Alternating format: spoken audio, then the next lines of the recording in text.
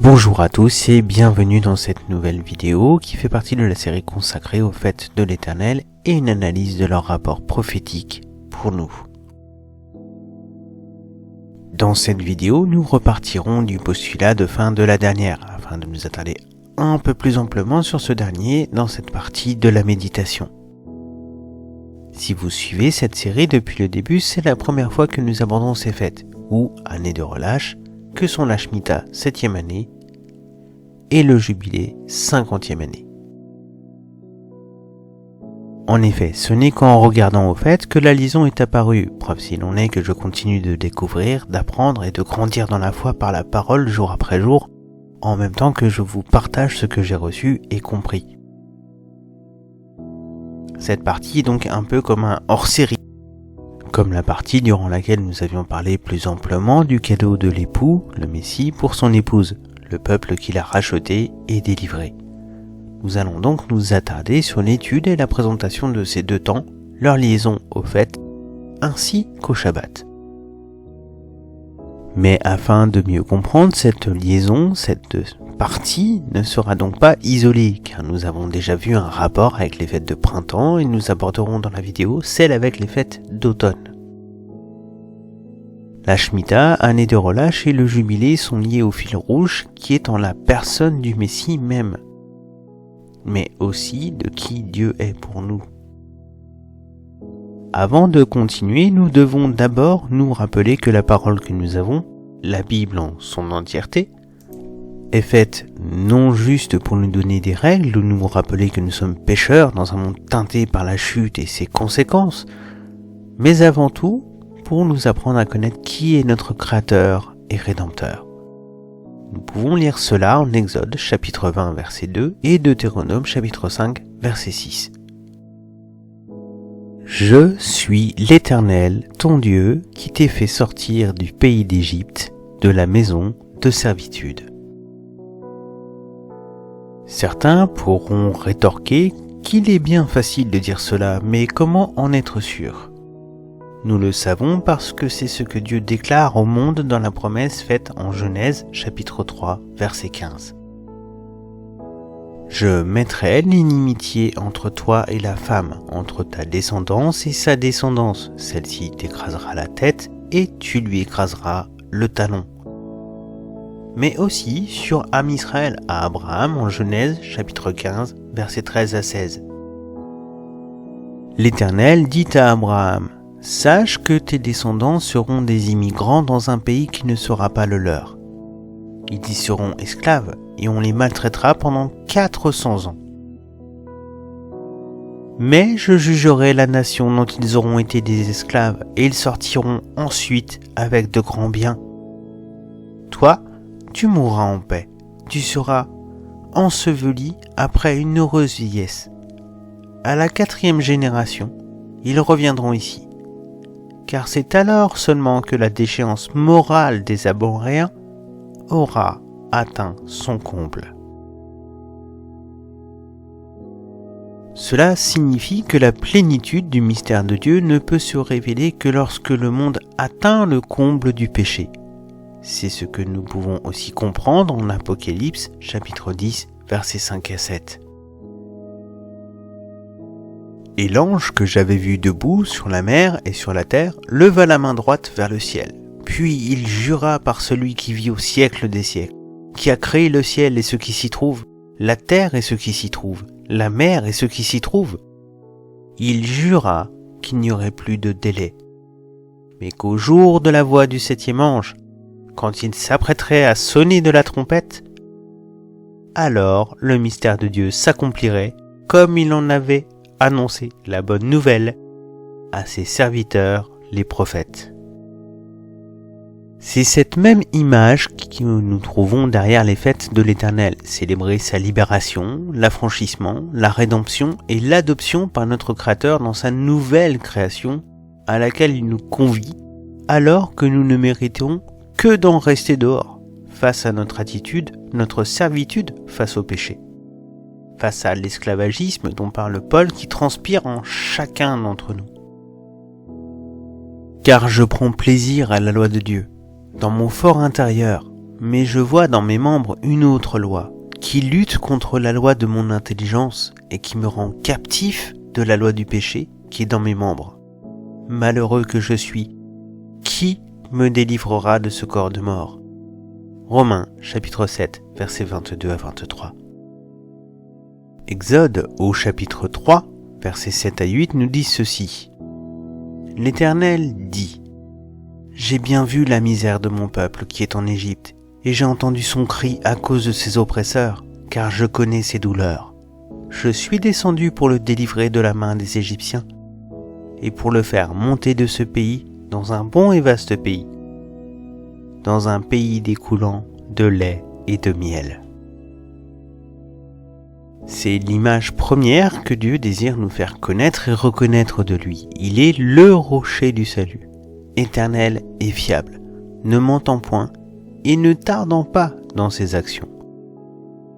Les fêtes d'automne sont un rappel de son retour, de son jugement sur l'iniquité de ce monde, de nos œuvres, de son rappel qu'il viendra avec une rétribution pour chacun d'entre nous, croyants ayant mis notre confiance en lui, comme ceux qui préfèrent la rébellion, face à celui qui nous a donné le souffle de vie, son souffle de vie, comme le dit Genèse 2 au verset 7.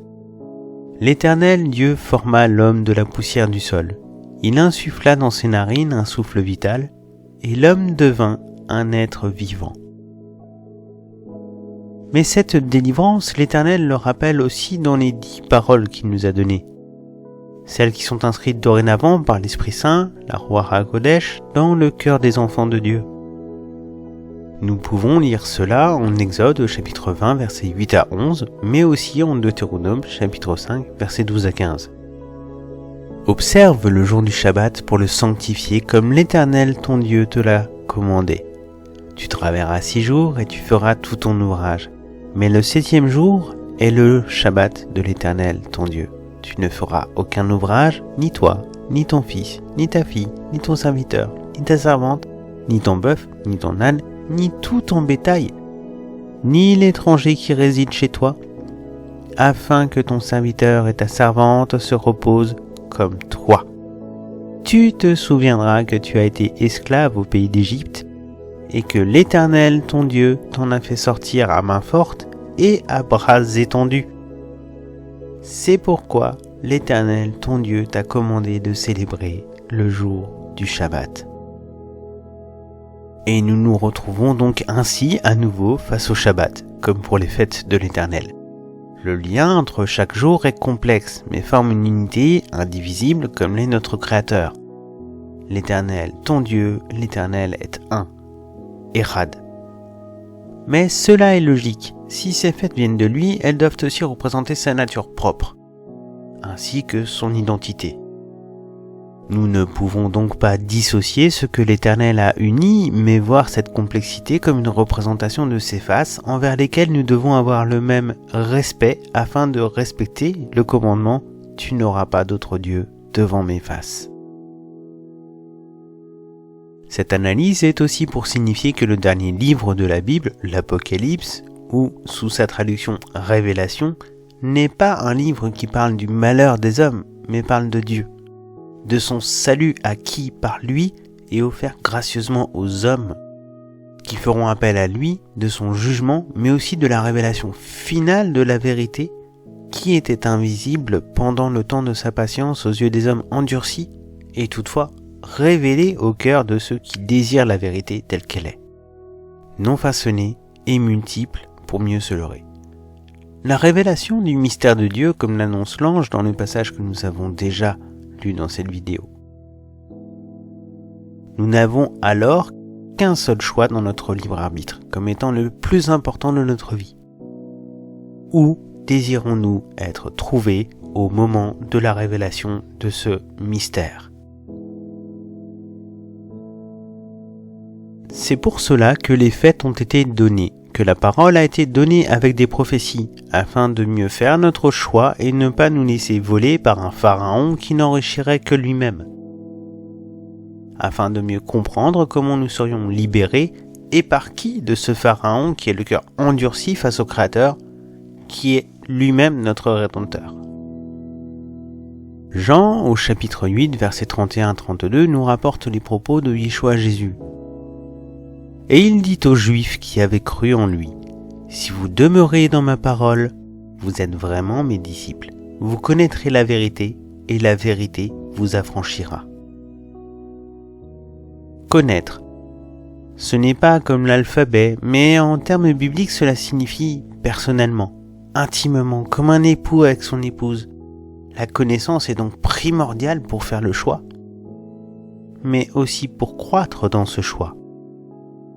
Car c'est un peu de connaissance qui donne la foi, et la croissance qui la nourrit. Et c'est bien par la foi que le juste vivra, sera donc libéré, racheté, restauré, sauvé.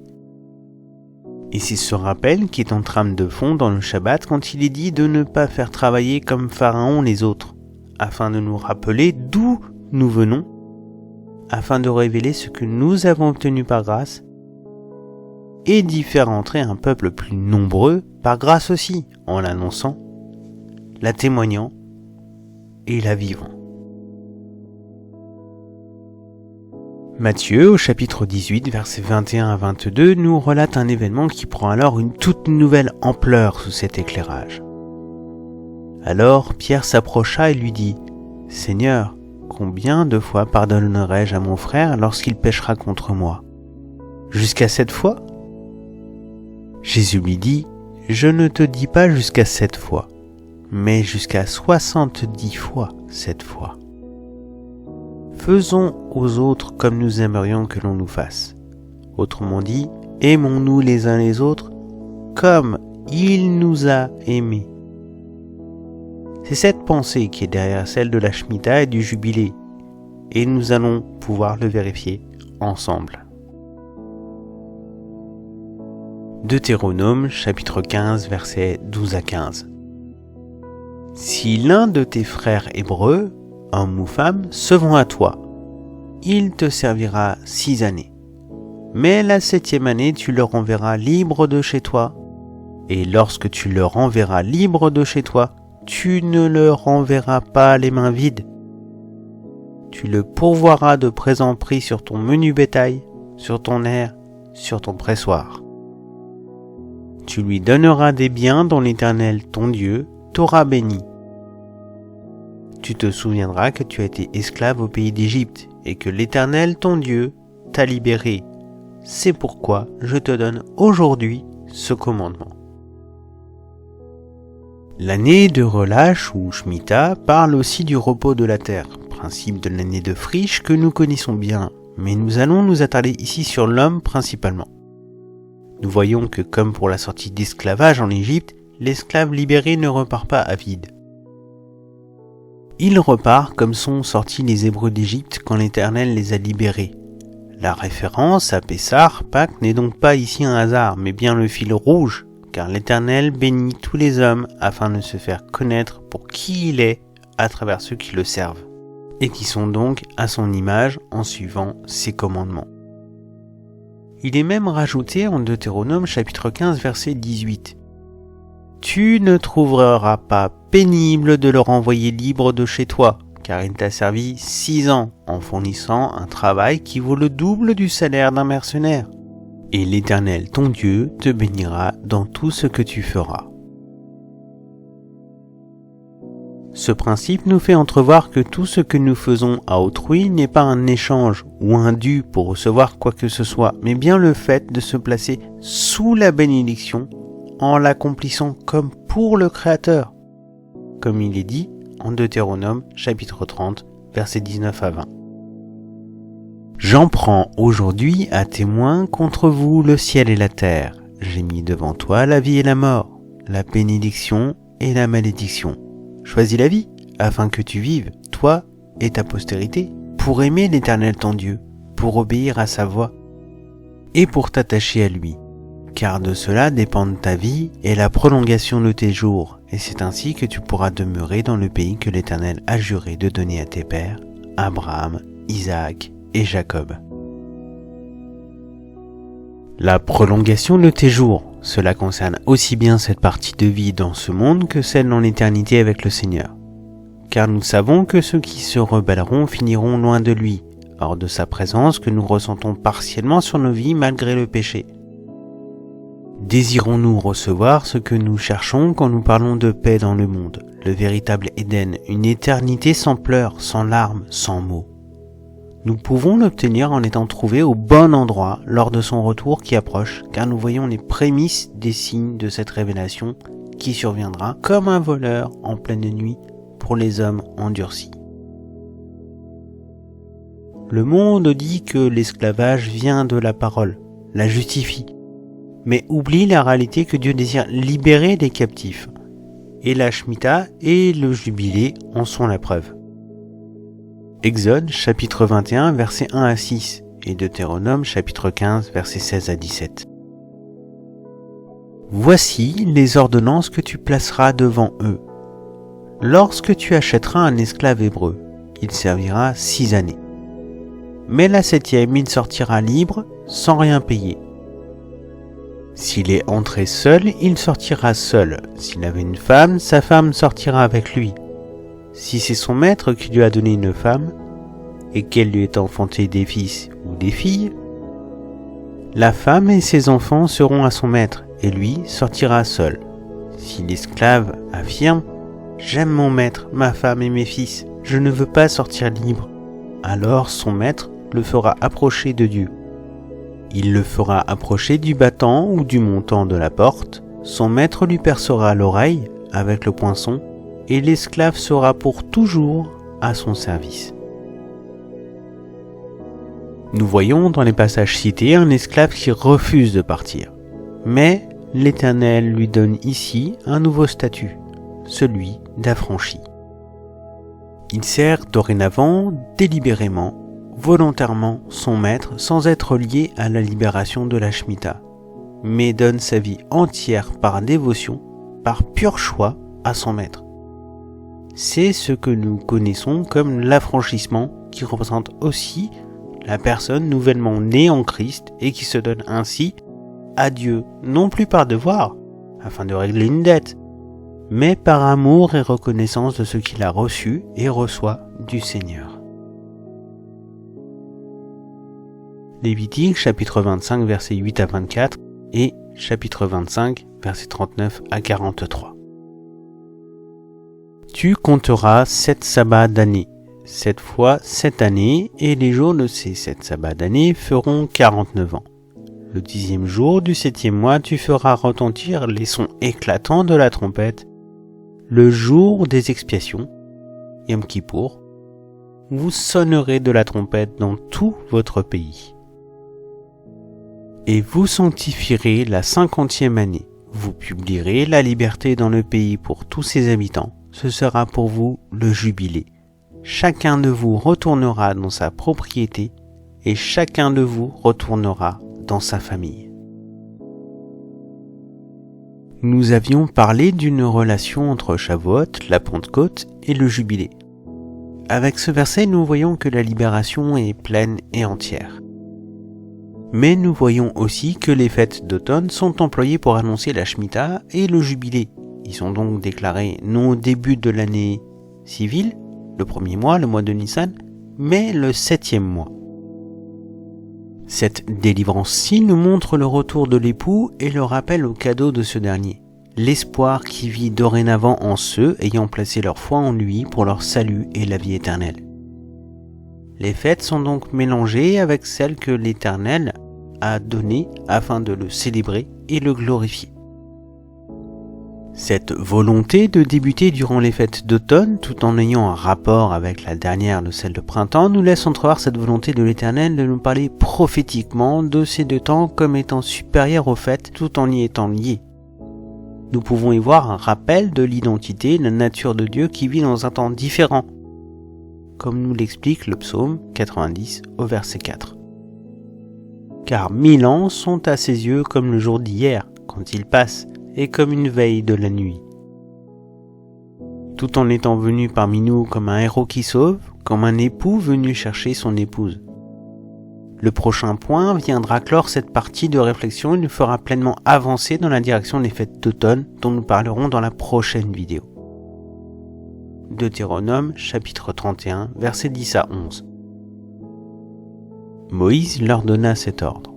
Au bout de 7 ans, à l'époque de l'année de la remise, à la fête des tabernacles, des huttes, Sukkot, quand tout Israël viendra se présenter devant l'Éternel, ton Dieu, dans le lieu qu'il choisira, tu liras cette loi devant tout Israël pour qu'ils l'entendent. Shavuot et Sukkot sont donc des temps de réception de la parole, de la Torah. Nous pouvons y voir comme un renouvellement des vœux entre Dieu et son peuple. Un rappel que pendant cette fête qui nous rappelle que Dieu est venu tabernacler parmi nous, sa volonté de vivre au sein de son peuple, comme le rappelle Apocalypse chapitre 21, versets 1 à 5. Je vis un nouveau ciel et une nouvelle terre, car le premier ciel et la première terre avaient disparu, et la mer n'était plus. Et je vis descendre du ciel, d'auprès de Dieu, la ville sainte, la nouvelle Jérusalem, prête comme une épouse qui s'est parée pour son époux. J'entendis du trône une voix forte qui disait : Voici le tabernacle de Dieu avec les hommes. Il habitera avec eux, ils seront son peuple, et Dieu lui-même sera avec eux. Il essuiera toute larme de leurs yeux. La mort ne sera plus, et il n'y aura plus ni deuil, ni cri, ni douleur, car les premières choses ont disparu. Celui qui était assis sur le trône dit : Voici, je fais toutes choses nouvelles. Et il dit : Écris, car ces paroles sont certaines et vraies. Nous voyons en ces temps ce que la parole a été annoncée concernant la fin des temps. Et en raison des progrès de l'iniquité, l'amour du plus grand nombre se refroidira. Matthieu 24, 12. Le Covid, les confinements successifs, le port du masque obligatoire, tiré puis remis et ce qui suit, ces vagues sont autant de temps de patience afin de nous laisser faire notre choix. Mais aussi un moyen pour Dieu de secouer nos êtres afin que l'abondance de notre cœur soit dévoilée au grand jour. C'est aussi un temps pour se tourner vers lui pendant qu'il est encore temps, aujourd'hui et non demain ou après-demain en attendant de voir, car si l'Éternel désire des adorateurs en esprit et en vérité, cela veut dire que l'esprit, l'invisible, prend le premier pas, et la foi n'existe pas si nous ne lâchons pas prise d'abord, si nous ne faisons pas relâche du monde pour nous attendre à l'Éternel et à sa providence, son abondance, en ces temps où nous abandonnons toutes choses entre ses mains. Psaume 130, versets 3 à 6 nous dit : Si tu gardais le souvenir des fautes, Éternel, Seigneur, qui pourrait subsister ? Mais le pardon se trouve auprès de toi, afin qu'on te craigne. J'espère en l'Éternel, mon âme espère, et je m'attends à sa parole.